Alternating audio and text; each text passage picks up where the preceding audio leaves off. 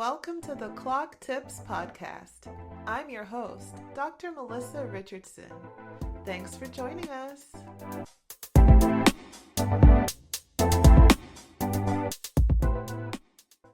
Now, having seen that the fragmented day-night cycle caused so many disruptions to mice behavior for their anxiety, their mood, their circadian rhythm pattern, as well as development with the weight gain and binge eating later on, I had some questions about what if we didn't just do this exposure so quickly? Normally what I would do, mice would be in the normal day-night cycle, period of dark, period of light in 24 hours. And then we would just expose them to this fragmented cycle where there's the 2-hour dark, 4-hour light alternating throughout the day.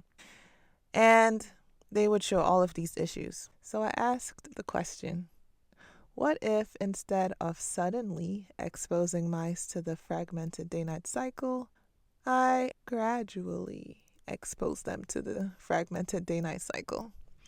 And so this is an idea that we might think about in life, jump into the pool, wade into it slowly so our bodies can adapt to it probably, which is what I do.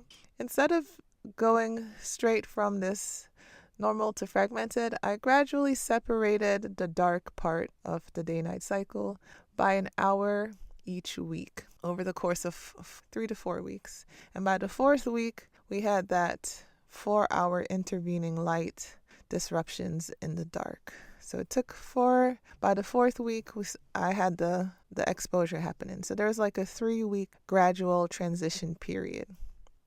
What I saw was interesting at first. So as I said previously, when we suddenly expose mice to the fragmented cycle, they have a circadian rhythm, but it's longer than 24 hours. So the rhythm exists, but it's just shifting later every day.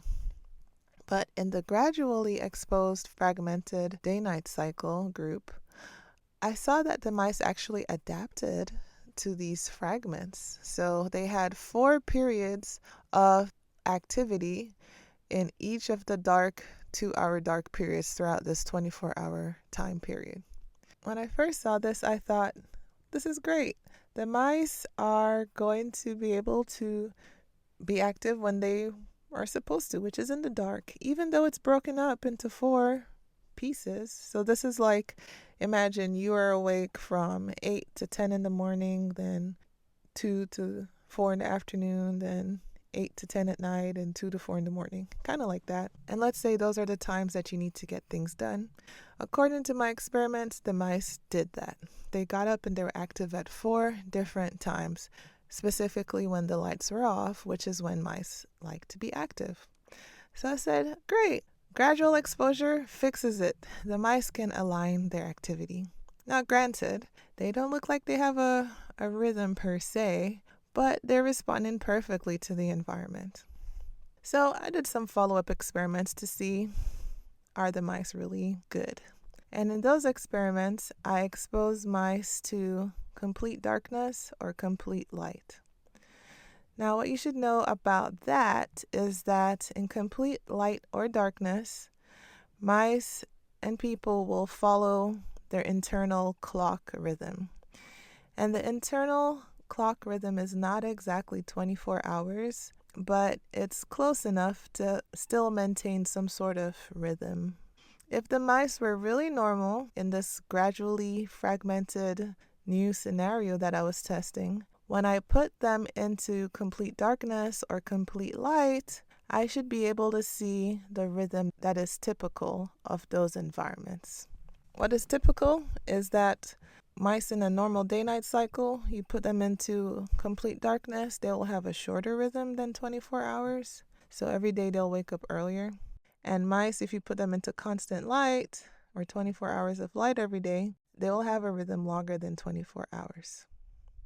Now, when I did this with the fragmented day-night cycle, gradually exposed the mice, they did not show any rhythm in either the dark or the light. The dark was a little different. They didn't show any rhythm for about 5 days, and then they started to show a rhythm again. But in the constant light, they didn't show any rhythm for weeks. What this told me is that although the mice were able to gradually adapt to these dark fragments, meaning that when they wanted to be active, I guess, they would get up and be active in the dark specifically, they didn't actually have an underlying circadian rhythm driving that function. This is important because this means that this whole system that is supposed to coordinate the body is now not working anymore. And so, even though there's this apparent adaptation to the environment, the body isn't really having a clock working the way it should.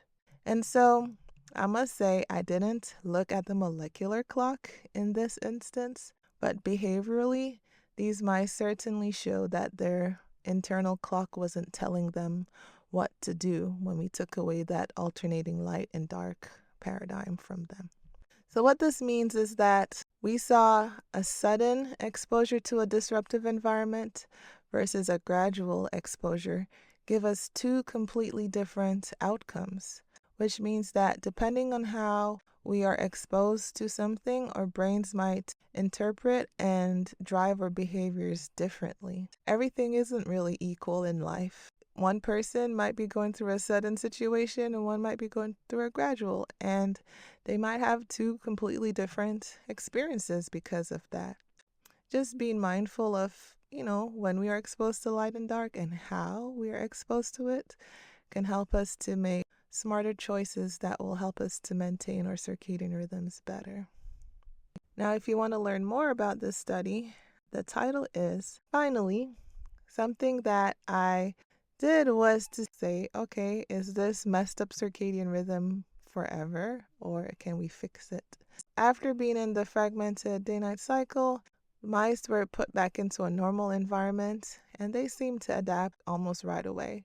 So fixing this is very possible. So the title of this paper, if you would like to read more, is called Reversible Suppression of Circadian-Driven Locomotor Rhythms in Mice Using a Gradual Fragmentation of the Day-Night Cycle. Thanks for joining us today. Please visit our website at clocktips.com for more information about this podcast, how to join our ongoing research study, and more resources to help you improve your time intuition, sleep, and productivity. If you found this information helpful or interesting, don't keep it to yourself. Share it with others and join the discussion on our social media platforms under the handle @MyClockTips. Until next time, take care of yourself.